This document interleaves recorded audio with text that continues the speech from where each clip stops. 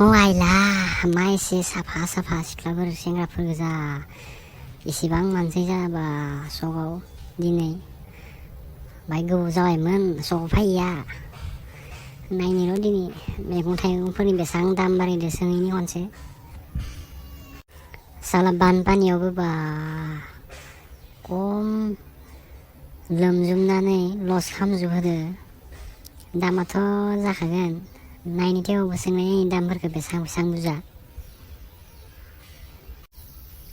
इखिजा थांनोना इखिजा थांनोमोन इखिजानो थांसै दे इखिजा मोजां मोजां मैगं ओंखारो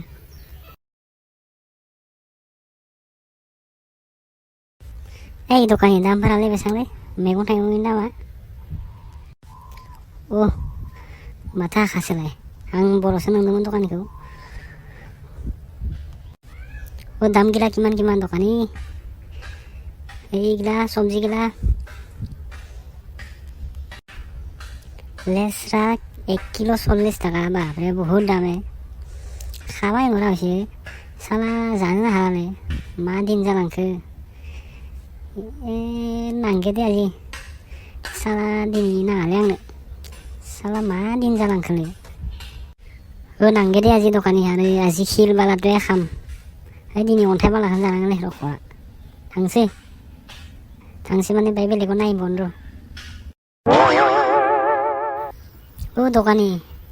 सब्जी गিলা কিমান দামে বা কিলো 100 ইচ্ছা सोंलायनो र' দোকানী আপনার কিমান সবজির দামটো 500 ও মাই গড 500 जा माखोबा दानिया बेकारफोरा दखं थैलांजोबगोनलै आगोलाव थाइसे थाइनैयाव मोनलाबायोमोनलै सबजि दामखौ दुनियाव थांनाया मा जानांगोनलै जिबनालाय रखरा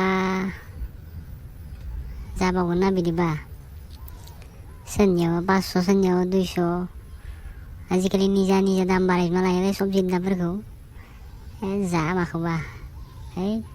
न'सिम न'आवनो थांनोसैलै